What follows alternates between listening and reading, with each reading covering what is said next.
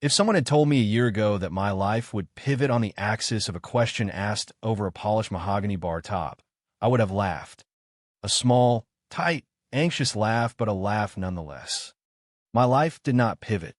It was a meticulously planned, carefully curated series of straight lines. From my small, quiet apartment to my even quieter graphic design job, and then, almost every evening, to the polished dark wood of the crow's nest. My routine was my armor. It was a fortress I had built brick by boring brick to keep the chaos of the world at bay. And inside that fortress, I was safe. I was also profoundly, achingly lonely. The centerpiece of this ritual, the sun my sad little planet orbited, was him. Julian. He was the bartender. Not just any bartender. He was a fixture, a landmark. He moved behind the counter with an economy of motion that was almost violent in its efficiency. No wasted steps, no fumbled bottles. He was tall, built with the kind of solid, broad-shouldered frame that suggested a life of lifting things heavier than cocktail shakers. His hair was dark, always a little too long, falling over his brow when he was focused. And his eyes. They were a deep, serious gray, the color of the sky just before a storm. From my perch at the far end of the bar, I watched him. I observed him the way an astronomer observes a distant, burning star. With a sense of wonder, a sense of deep, unbridgeable distance, and a quiet resignation that I would never, ever get any closer. He was, to my anxious and over-imaginative mind, the epitome of a man who had his life figured out. Confident, grounded, and, of course, straight. Painfully, obviously straight. I saw the way women looked at him, their eyes lingering, their smiles becoming a little brighter, a little more hopeful when he turned his attention their way. He would give them a small, tight smile in return, professional but with a flicker of warmth I coveted. A warmth that never seemed to reach my end of the bar. For me, there was only a clipped nod of acknowledgement. The usual, he'd ask, his voice a low rumble that vibrated through the wood. I'd just nod, my own voice a traitor I couldn't trust not to crack. He'd slide the whiskey neat across the counter, our fingers never touching, his gaze already moving on to the next customer, the next task. The distance between us was a chasm. It was carved out by the professional space of bartender and patron, by my own crippling shyness, and by the canyon of assumption I had built in my mind. He was the confident, popular, straight bartender. I was the quiet, invisible game man in the corner, nursing a single drink for 2 hours, sketching in my notebook, and pretending I wasn't watching his every move. This was the status quo, a delicate, painful equilibrium that I had no intention of ever disrupting. It was enough, I told myself, just to be in the same room, to have this small, predictable piece of my day where I could look at something beautiful and feel the dull ache of longing. It was a quiet kind of self-torture, and it was mine. My routine was a fragile thing, a house of cards built on repetition. A single gust of wind could bring it all down. That wind came on a Tuesday. It started as a drizzle, a soft gray weeping from the sky that matched my general mood. By the time I left my office, it had turned into a relentless, driving rain. The kind of rain that feels personal. The wind howled, turning umbrellas into useless, mangled skeletons. I made it to the crow's nest, soaked and shivering, my fortress of routine providing its familiar, dim comfort. The bar was emptier than usual. Only a few hardy souls huddled at tables, their faces illuminated by the glow of their phones. I took my usual seat. Julian was there, of course. A constant. He looked up as I sat down, his gray eyes sweeping over my drenched form. For a second, I thought I saw something other than professional indifference in his gaze. Concern, maybe, but it was gone as quickly as it appeared. Rough one out there, he stated, not a question. You could say that. I manage my voice hoarse. He didn't ask about my usual. Instead, he turned, grabbed a bottle of brandy, and poured a generous measure into a snifter. He slid it in front of me. On the house, he said, his back already turned as he wiped down a clean section of the counter. "You look like you need it." My heart did a stupid, frantic flutter. A deviation from the script. A crack in the foundation. I drank the brandy. The warmth spread through my chest, a welcome fire against the chill in my bones. Outside, the storm grew angrier. The lights flickered once, twice. A collective gasp went through the bar. Julian didn't even flinch. He just kept polishing glasses, his movements steady and sure. My phone buzzed with an alert. Flash flood warning. All public transit suspended until further notice. A cold knot of dread formed in my stomach. My apartment was a 40-minute train ride away. I was stranded. The other patrons started to leave. A hurried exodus of hoods pulled up and last-ditch sprints into the deluge. Soon it was just me. And him. The silence in the bar was different now. It wasn't the comfortable hum of a quiet evening. It was a heavy, loaded stillness. The sound of the rain was a deafening roar against the windows. Julian finally stopped his endless tasks. He leaned his hands on the bar, directly across from me. It was the closest he'd ever stood, the most direct his attention had ever been. I felt like a specimen under a microscope. "You're not going anywhere in that," he said. I shook my head, unable to speak. "Trains are down. Cabs aren't running." He sighed, a sound of weary resignation. He ran a hand through his dark hair, pushing it off his forehead. It was the first time I'd ever seen him look uncertain. "Look," he started, and I braced myself for him to tell me he was closing, that I had to leave. I'd have to brave the biblical flood outside. "I live upstairs," he said instead. The words hung in the air between us, suspended in the thick, storm-filled silence. "It's not much, but there's a couch. Better than sleeping on a bar stool or drowning on the way home." My brain short-circuited. The carefully constructed walls of my fortress crumbled into dust. This was not part of the routine. This was not in the script. My solitary, observant life was about to collide with its subject of fascination. Forced proximity. The one thing my anxious heart craved and feared in equal measure. "Okay," I whispered, the word feeling impossibly small in the face of the roaring storm and the even bigger storm brewing inside my chest. "Okay." He locked the front door of the bar, the click of the deadbolt echoing in the empty room. The sound felt final, like the closing of a chapter. He led me through a door behind the bar I'd never seen him use. It opened onto a narrow, steep staircase. The air here was different. It smelled of old wood, dust, and something else. Something that was just him. Faintly of citrus from the bar, clean laundry, and the rain he'd carried in on his clothes. My senses were on high alert, cataloging every detail, every scent, every sound. His apartment was a single, large room above the bar. A studio. It was sparse, masculine, and unexpectedly tidy. A neatly made bed in one corner, a small kitchen area in another.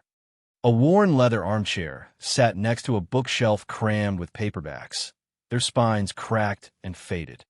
And in the center of the room, a large, slightly lumpy-looking couch. My refuge for the night. "Told you it wasn't much," he said, his voice softer up here, without the acoustics of the bar to carry it. He wasn't looking at me. He was moving around the space, shedding the persona of Julian the bartender like a heavy coat.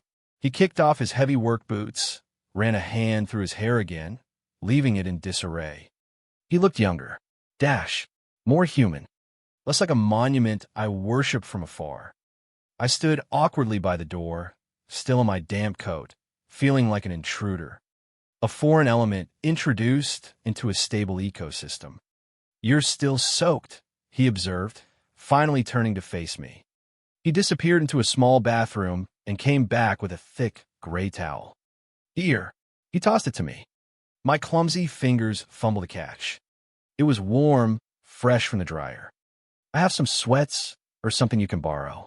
You'll get sick in those clothes." He rummaged in a dresser, pulling out a faded gray t-shirt and a pair of dark sweatpants. He held them out to me.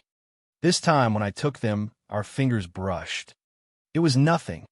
A spark. An accidental, momentary connection of skin. But to me, it was a lightning strike. Heat shot up my arm, a jolt that made the breath catch in my throat. My heart, that frantic bird, beat its wings against the cage of my ribs. I pulled my hand back as if I'd been burned. He didn't seem to notice. Or, if he did, he gave no sign. "Bathroom's there," he said, gesturing with his chin. "I'll find some blankets for the couch." I escaped into the small bathroom, my pulse thundering in my ears. I leaned against the door, the clothes clutched in my hand. They smelled like him. This was too much. Too close. The distance I had so carefully maintained was gone, evaporated in the steam of a brewing storm.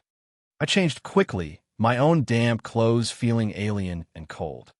His t-shirt was soft from 1,000 washings and far too big for me. It hung off my shoulders, the collar loose around my neck. The sweatpants were ridiculously long. I had to roll them up at the ankles. I looked in the mirror. I looked like a child playing dress-up in his father's clothes. Pathetic. When I came out, he had laid a pile of blankets and a pillow on the couch. He was in the small kitchen area, his back to me, making tea. The simple domesticity of the act was jarring. This man, who I had only ever seen in the context of controlled chaos, expertly mixing drinks and handling crowds, was now just making tea. He turned and saw me. His eyes did a quick sweep from my bare feet to the collar of his t-shirt swallowing my neck. A strange expression flickered across his face. It wasn't pity. It wasn't amusement. I couldn't read it at all. "Tea?" he asked, his voice a little rough. I just nodded. He handed me a heavy ceramic mug. It was warm, the heat seeping into my perpetually cold hands. Our fingers brushed again. This time, I was ready for it. But the jolt was just as strong. He didn't pull away immediately. His fingers lingered for a fraction of a second, his callous skin a rough, warm pressure against mine. His gaze met mine over the rims of our mugs. The storm outside seemed to fade into a distant hum. The world narrowed to this small, dimly lit room, the space between us charged with something I didn't have a name for. It was in this moment, watching him in his own space, that I started to notice the details my distant observations had missed. There was a faint, silvery scar that cut through his left eyebrow, almost invisible in the dim light of the bar. His hands, which I had always seen as just strong and capable, were covered in a roadmap of tiny nicks and calluses. The hands of someone who worked hard. There was a weariness around his eyes that his professional smile always concealed. He wasn't a monument. He was just a man. A tired man in a small apartment above a bar. And that, somehow, was infinitely more intimidating. He broke the eye contact first, clearing his throat and taking a step back. The spell was broken. "So," he said, leaning against the kitchen counter. "You're Leo, right?" He knew my name. Of course, he knew my name.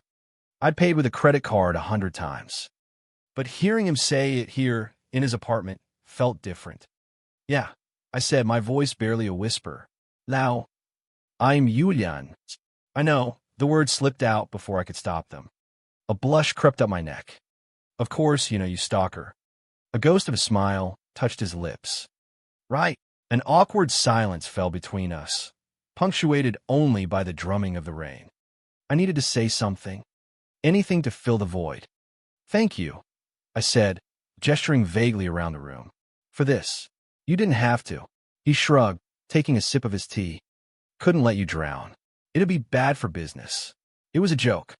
A dry, sarcastic piece of humor. And it was so unexpected that I let out a small, surprised laugh. He smiled then.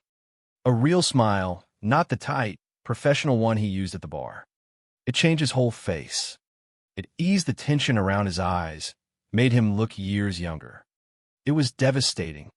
Just then, the lights flickered violently and died. We were plunged into absolute darkness. The hum of the refrigerator, the buzz of the clock, everything ceased.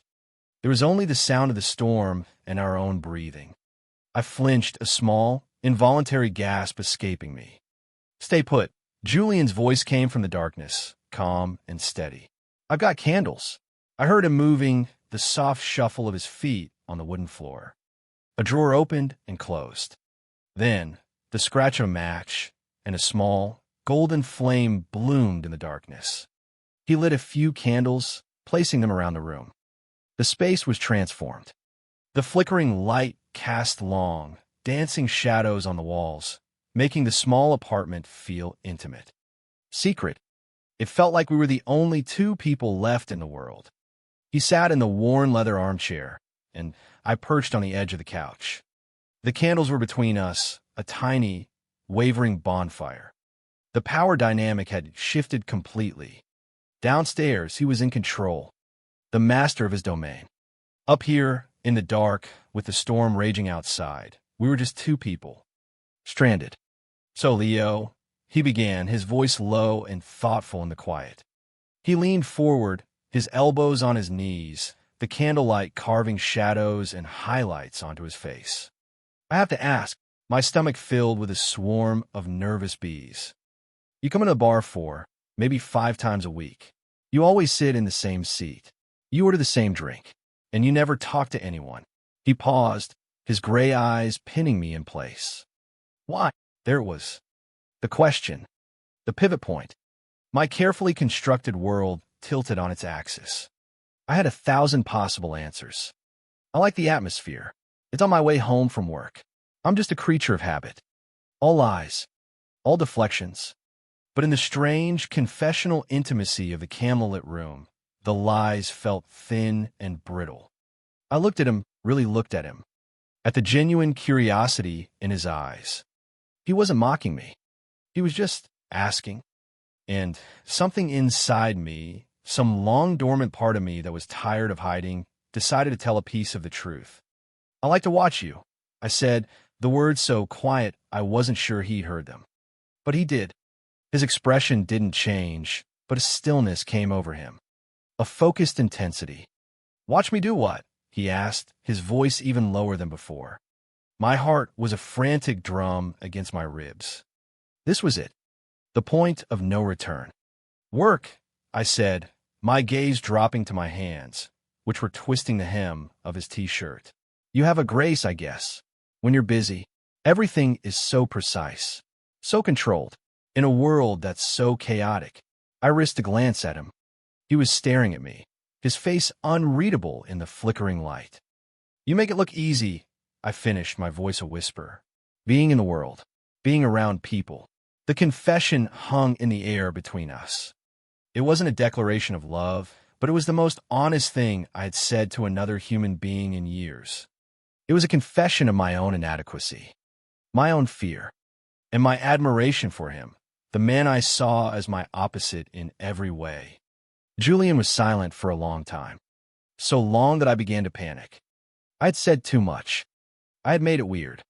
I had shattered the comfortable distance and replaced it with this unbearable, awkward intimacy. I should have lied. It's not easy, he said finally, his voice rough with an emotion I couldn't identify. He leaned back in his chair, scrubbing a hand over his face. It's a performance. Every night, the confident bartender who has it all together. It's an act. My head snapped up. An act. Most nights, he said, his eyes finding mine in the gloom.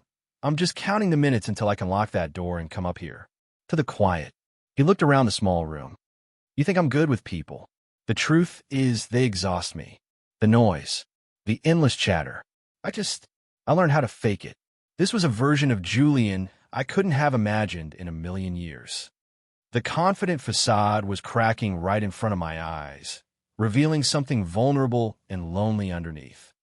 Sometimes, he continued, his gaze becoming incredibly direct, watching you is the only real thing that happens all night. The swarm of bees in my stomach exploded. Me? I squeaked. You, he confirmed, sitting there, in your own world. You never demand anything. You just are. Quiet. Still. In all that chaos. He leaned forward again, bridging the distance between us. I thought you hated me, he admitted, a wry, self-deprecating twist to his lips. What? Why would I hate you? I don't know. The way you never looked at me. The way you'd flinch if I got too close. I figured I was just the loud, obnoxious bartender you had to tolerate to get your drink. The irony was a physical blow. All this time, I had been protecting myself from a rejection he was simultaneously dreading from me. We were two sides of the same lonely coin, each of us convinced the other was on a different planet. No, you whispered. It wasn't that. It was never that. He stood up from his chair. One step. Two. He was standing in front of me, a towering shadow against the candlelight. He knelt down, so his face was level with mine. The space between us was electric. I could feel the warmth radiating from his body. I could smell the tea on his breath, mixed with the clean, masculine scent of his skin. "Then what was it, Leo?" he asked, his voice a low, hypnotic murmur. My defenses were gone. My fortress was rubble. There was only the truth, raw and terrifying. I was afraid. I breathed. Afraid of what? Of you, I confessed. Of this. Of wanting something I was so sure I could never have. His gray eyes searched mine, looking for something. I don't know what he found there, but his expression softened. A deep, profound sadness seemed to move behind his eyes, followed by a flicker of something else. Hope. He raised a hand, slowly, as if not to spook a wild animal. He cupped my cheek, his thumb stroking gently over my jaw. His callous skin was an abrasive, wonderful shock against my own. I leaned into his touch, my eyes fluttering shut. A shudder went through me. "You could have had it," he whispered, his voice thick. "All you had to do was ask." And then he closed the small distance between us. His lips met mine. It wasn't a passionate, Hollywood kiss. It was slow, hesitant, questioning. It was a confession in itself. His lips were soft, tasting faintly of tea and something that was just him. It was a kiss that spoke of loneliness and longing, of misunderstandings and missed opportunities. I responded with all my own pent-up yearning, the years of silent observation and hopeless pining pouring into that single gentle touch. My hands, of their own accord, came up to rest on his broad shoulders. I could feel the solid muscle beneath his shirt. He was real. This was real. He pulled back slightly, his forehead resting against mine. His breath was warm on my skin. "Leo," he murmured, my name a prayer on his lips. The world outside, the storm, the bar downstairs, it all ceased to exist. There was only the flickering candlelight, the scent of rain and wax, and the solid, grounding presence of the man I had wanted for so long. The turning point had been reached, and I was falling. I woke to the pale, gray light of dawn filtering through the single large window. The rain had stopped. The silence was absolute. For a moment, I was disoriented. The unfamiliar ceiling, the strange weight of the blankets, the scent that wasn't mine. That all came rushing back. Julian, the storm, the candles, the kiss. My eyes darted around the room. The couch I was on was empty, save for me. His bed, in the corner, was neatly made, as if it hadn't been slept in. And he was gone. A cold, sharp panic pierced through the warm haze of my memories. I sat up, the blankets pooling around my waist. His clothes, his t-shirt, felt suddenly like a costume. A foolish reminder of an intimacy that had vanished with the morning light. There was a note on the small coffee table. A piece of paper torn from a notepad, weighted down by a mug. My heart hammered against my ribs as I reached for it. My hands were shaking. Had to go open up. "There's coffee." That was it. No tenderness. No acknowledgement of what had passed between us. Just a blunt, practical statement. The coffee was cold. The morning after anxiety I had always read about but never experienced crashed over me in a tidal wave. My mind, my greatest enemy, began to spin its cruel narratives. It was a mistake, a fluke, storm-induced madness. He regretted it. He was embarrassed. He couldn't even stand to be in the same room with me once the sun was up. The vulnerability he had shown me last night felt like a trick of the light, a shadow play created by the flickering candles. In the harsh light of day, he was once again Julian, the confident, unattainable bartender. and I was just Leo, the weird, quiet guy from the bar who had overstayed his welcome. I had to get out. Now. I scrambled out of his clothes, my movements frantic, clumsy. I pulled on my own, still damp clothes. They felt cold and clammy against my skin, a punishment for my foolishness. I folded his t-shirt and sweatpants, placing them in a neat pile on the couch. A pathetic, silent apology. I didn't even consider going downstairs through the bar. I couldn't face him. I couldn't bear to see the pity or awkwardness in his eyes. I crept to the door of the apartment, opened it as silently as a thief, and slipped down the narrow staircase. I let myself out the side door into a world washed clean by the storm. The air was cool and crisp. The city was slowly coming back to life. But my own world felt like it had ended. The walk home was a blur of self-recrimination. Every step was a fresh wave of humiliation. I had broken my own rules. I had disrupted the equilibrium. I had reached for something and been left with nothing but the ghost of his touch on my skin and the bitter taste of regret in my mouth. My apartment felt cold and empty when I arrived. My fortress, but offered no comfort now. The solitude I had once cultivated as a shield now felt like a prison cell. Before, it was just solitude. Now it was an absence. It was the heavy, suffocating silence where his presence should have been. The next few days were a special kind of hell. I worked on autopilot, my mind a constant loop of the night in his apartment. The kiss, the confession, the cold coffee, the note. I didn't go to the bar. Of course I didn't. I couldn't. The thought of sitting at that counter, of seeing him, of him giving me that clipped professional nod, as if nothing had ever happened, it was unbearable. So I broke my routine. I walked a different way home.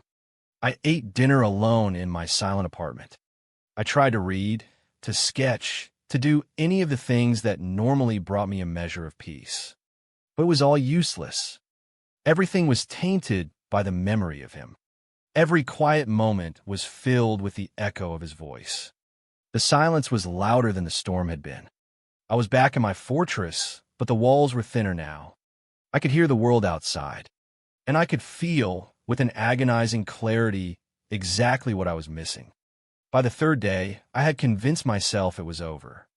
I had created a fantasy, and reality had come crashing in. He was straight, and he had a moment of drunken, storm-induced curiosity. That's all it was. And I, the pathetic, lonely gay man, had read a novel's worth of meaning into a single sentence. It was time to move on, to build my walls higher, to find a new bar. The thought was like a physical blow. On the fourth evening, there was a knock on my door. I never got visitors. Ever. My heart leaped into my throat. I crept to the door, my breath held tight in my chest, and looked through the peephole. It was him, Julian. He was standing in the hallway of my apartment building, looking as out of place as I had felt in his home. He wasn't wearing his bartender uniform, just a plain black t-shirt and jeans. He looked tired, more tired than I had ever seen him. He ran a hand through his hair, a gesture I now knew was one of uncertainty. He looked lost. My first instinct was to hide, to pretend I wasn't home, to wait until he gave up and left. But then he knocked again, a soft, hesitant tap, and I knew I couldn't. I couldn't go back to the way things were. The silence had been unbearable, but the not knowing was worse. I took a deep breath, unlocked the 3 locks I always kept bolted, and opened the door. He looked startled to see me, as if he hadn't actually expected me to answer. We just stood there for a moment, the silence stretching between us, thick with unspoken words. He looked wrecked. There were dark circles under his eyes. He looked like he hadn't slept any more than I had. "You haven't been in," he said finally. It wasn't an accusation. It was a statement of fact, a raw, vulnerable observation. "No," I said, my voice rusty. "I was worried," he admitted, his gaze dropping to the floor. I thought I scared you off." "You didn't scare me," I said, the truth forcing its way out. "I scared myself." His eyes met mine. Can I come in?" he asked. I stepped back, holding the door open. He walked into my apartment, my space, and suddenly it felt less like a prison cell and more like a home. He looked around, taking in my world. The stacks of books, the drafting table covered in sketches, the neat, orderly quiet of my life. "I'm an idiot," he said, turning to face me. He didn't elaborate. He just stood there, letting the statement hang in the air. "The morning after," he started, then stopped, struggling for the words. I panicked. I woke up and you were there, sleeping on my couch, and it was everything I didn't know I wanted. And it terrified me. He took a step closer. So I ran. I went to work. I pretended it was just another day. Because that's what I do. I pretend. I put on the act.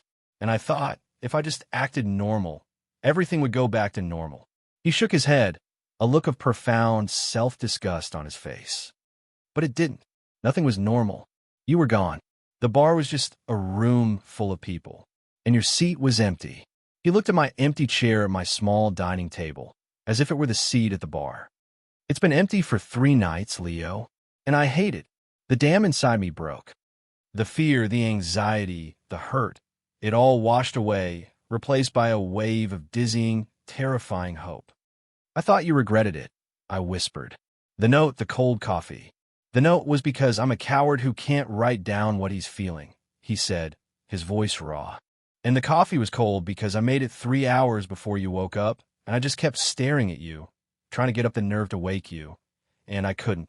He was only a foot away from me now. "This is all new to me," he confessed, his gray eyes pleading with me to understand.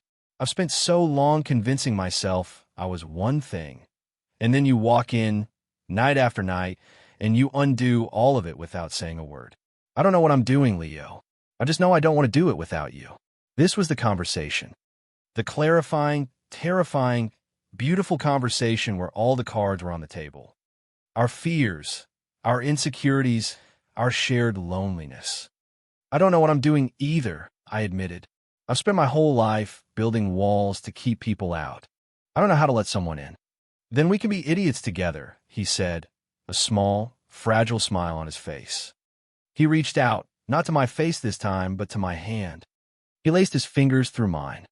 His hand was large and warm, and it enveloped mine completely. A perfect fit. It wasn't a jolt this time. It was a current. A steady, warm flow of energy that quieted the frantic bird in my chest. He squeezed my hand.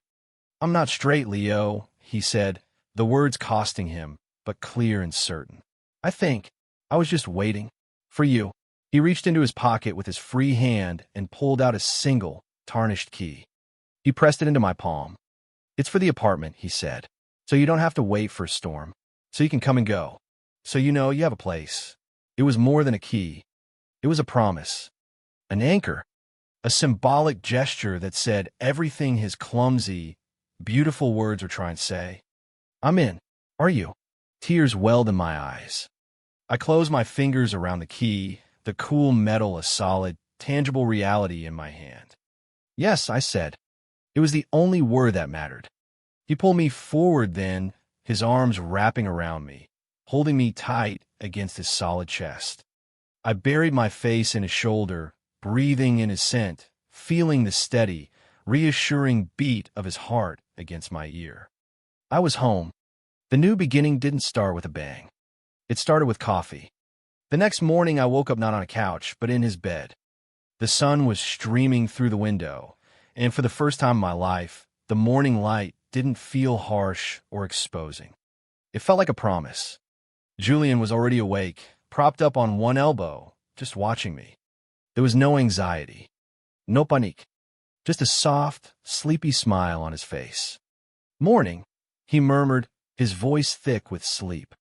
"Morning," I replied, my own voice a happy, contented sigh. Later, we stood side by side in his small kitchen, making coffee together. The comfortable, domestic silence was a language all its own. His arm brushed against mine as he reached for the mugs. I didn't flinch. I leaned into the touch.